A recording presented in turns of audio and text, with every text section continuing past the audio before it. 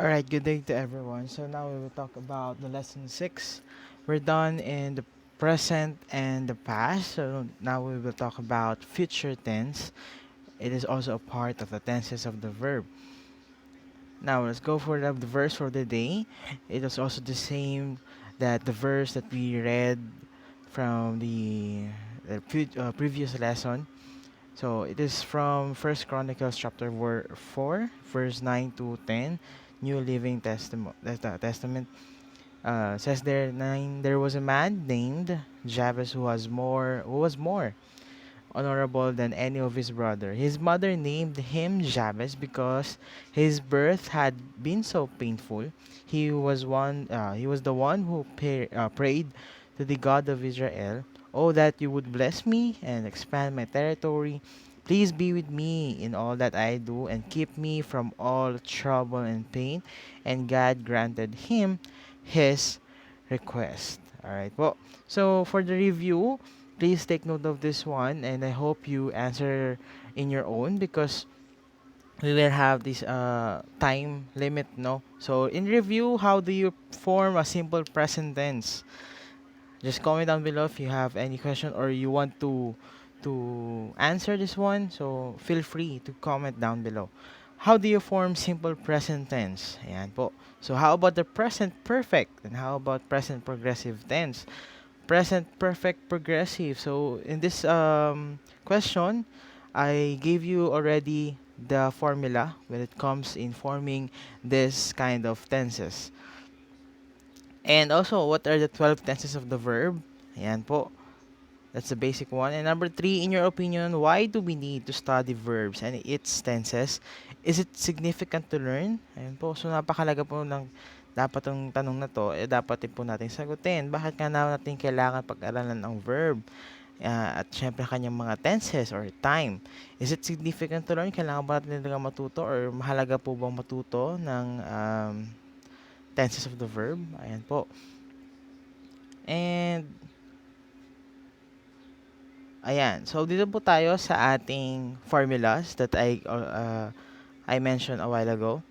Tenses, we have past, present, and future. Okay po. Now we have these four areas that makes past, present, future more accurate. Accurate. Simple, perfect continuous, and perfect continuous. Now we're done in past, present. Now we will go to the future. We have future simple. The formula will be will plus base form. Future perfect, we have will have plus past participle of the verb.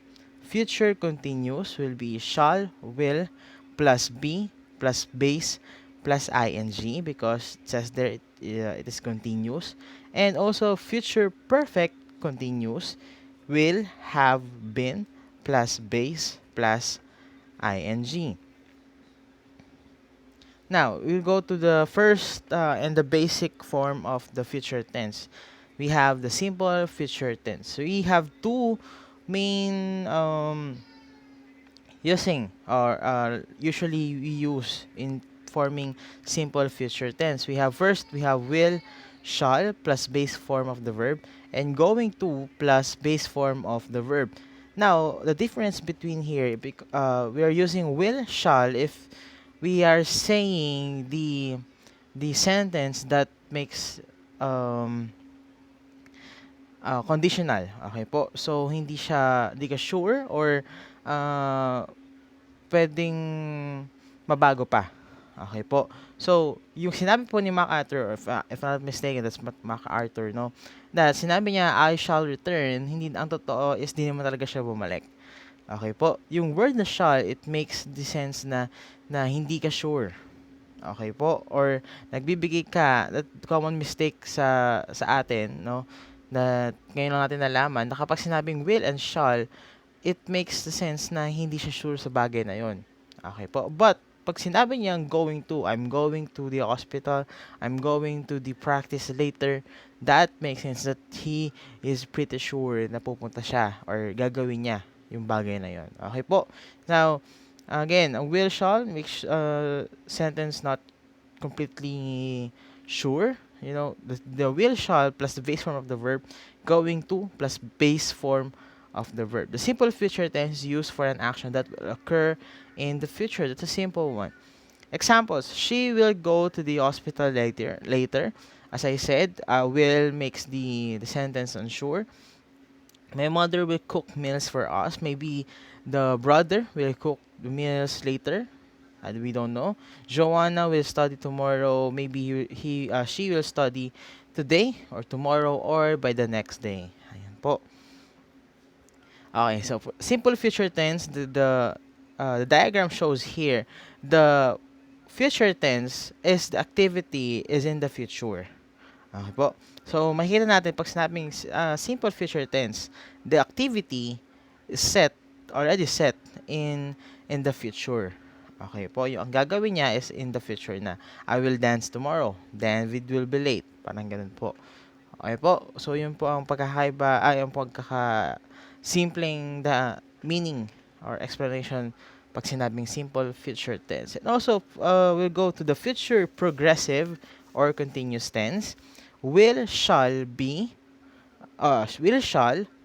plus base form plus ing. Again, if we will talk about progressive, dapat meron po siyang ing. The future continuous tense sometimes also referred to as future progressive tense.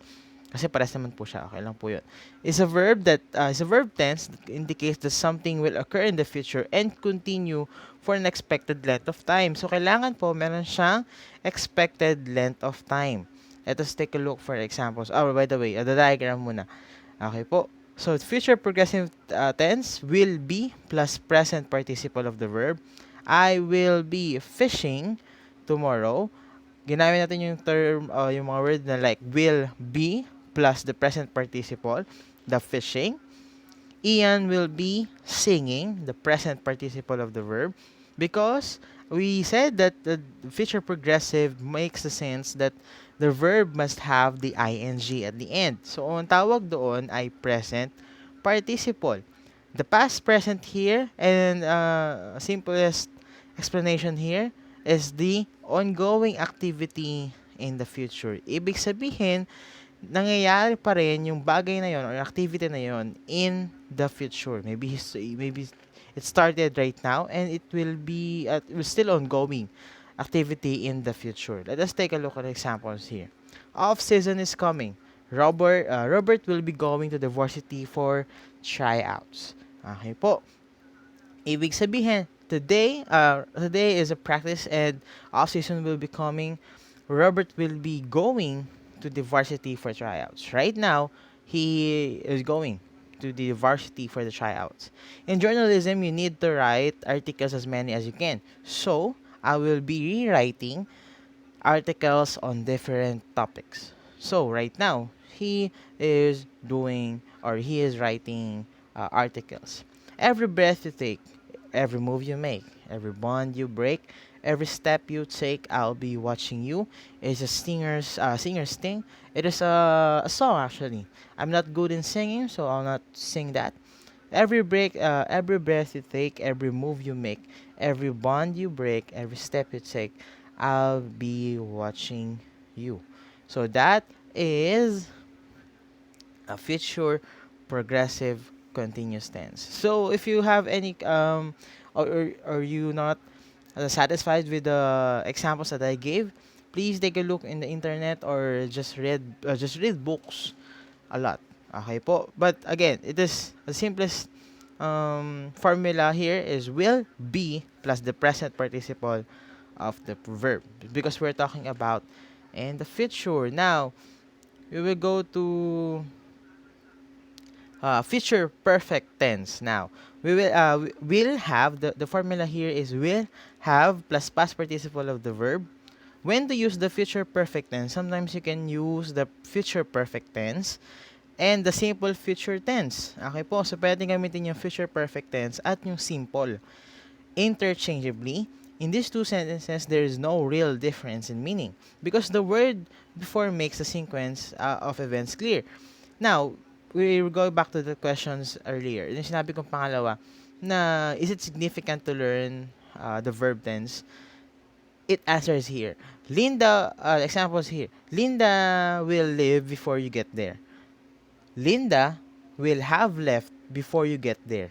But without prepositions such as be or such as before or by the time that makes the sequence of events clear, you need to use the future perfect to show what happened first. Now, we will have this dilemma that sometimes we are confused in using future perfect tense and simple future tense. But it says here, it also can be used interchangeably. Pwede natin gamitin yung dalawa. But it makes sense, ano ba yung nauna? What uh, what happened first? Okay po. But sabi ko nga po kanina, you need to use in future perfect tense po you need to use the future perfect to show what happened first. The example here is Linda will leave before you get there. Ano ba ang nauna? Yung pag-alis mo bago siya makapunta o yung nakapunta muna na siya bago nakaalis? Okay po, ganun po yung ang ibig sabihin po nito. Linda will live before you get there. Linda will have left before you get there. So, makita natin yung pagkakaiba ng dalawa to. Pero, kailangan nating intindihin ang future perfect tense, which is the Linda will have left before you get there. Let us take a look this diagram. Will have plus past participle. John will have gone by then. I will have eaten before 9 o'clock. The diagram shows here, at this time, the future activity will be completed. At this time, the future activity will be completed. And this time, kailangan tapos na siya. Kailangan natapusin na ang dapat niyang gawin. Okay po, yun po ang future perfect. Kaya po ginamit ng term na perfect kasi nga po, tapos na. Pag progressive, continuous po yun. Okay po. Let us take a look at examples here. I will have written articles on different topics before our teacher checks it. John Bert will have read various kinds of books. I will have read various kinds of books to indicate, into his study. Okay po. So, ibig sabihin, at the right moment, at the time that I've given na binigay sa'yo, tapos na ang kanyang ginagawa. I will have written articles at that time on different topics bago pa dumating ang kanyang teacher para i-check. John will have read various kinds of books to indicate into his study. Maybe he will be presenting that in 10 minutes or in the 15 minutes or in 1 hour. Now, tapos na siya magbasa para i-presenta para ilagay sa kanyang studies. Okay po. Now, let us take a look at the future perfect progressive. Will, shall, have been plus base form plus ing. The future perfect progressive tense is used for an ongoing action that will be completed at some specific time in the future. Let us take a look at the diagram. Will have been plus present participle. Sarah will have been talking for an hour by 8 o'clock. By the end of the race, I will have been running for 6 weeks. Now, anong pagkakaiba dun kanina? Sabi sa future perfect, at this time, the future activity will be completed at that specific time. Now, in this one, future activity still ongoing at this time. Ibig sabihin, at right this moment, ginagawa niya pa rin yung bagay na yun. Nasaktuhan mo siya in that spot, in that dot, na nasaktuhan mo siyang ginagawa niya yung bagay na yun. That sense in the future. Okay po, huwag natin kalisin yung term na future. Now, we are in the future, not in the present. In the future activity, still ongoing at this time. Let us take a look at the examples. I will have been playing for 2 hours by breakfast.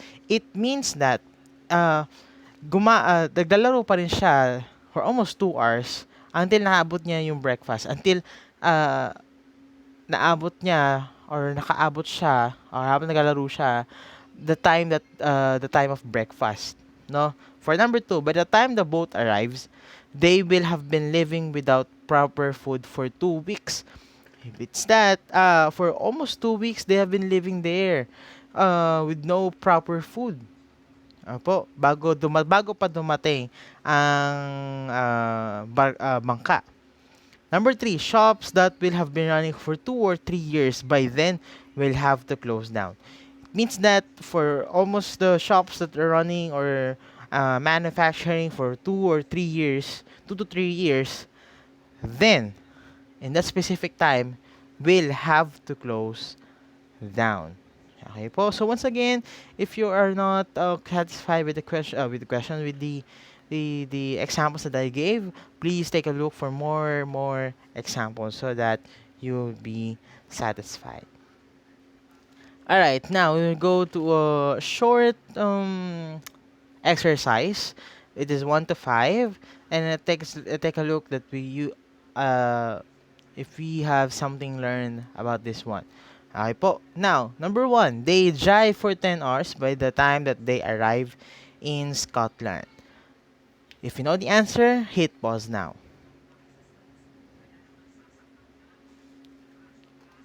Alright, so for number one, they drive for 10 hours by the time they arrive. The answer here will be future perfect progressive because with that 10 hours, they are still driving the time that they arrive in Scotland. So the answer here is they will have been driving for 10 hours by the time that they arrive in Scotland. They will have been driving uh 10 hours by the time that they arrive in Scotland. Number two, I won't be a rock star, I be a legend. It's a singer, Freddie Mercury. Freddie Mercury. If you know the answer, please hit pause now.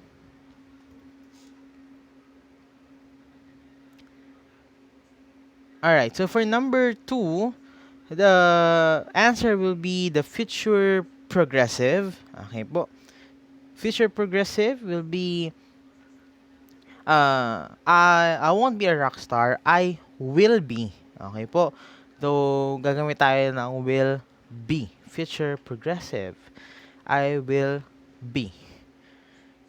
Next. Number three, those who are laughing now, cry later. Okay po. If you know the answer, hit pause now.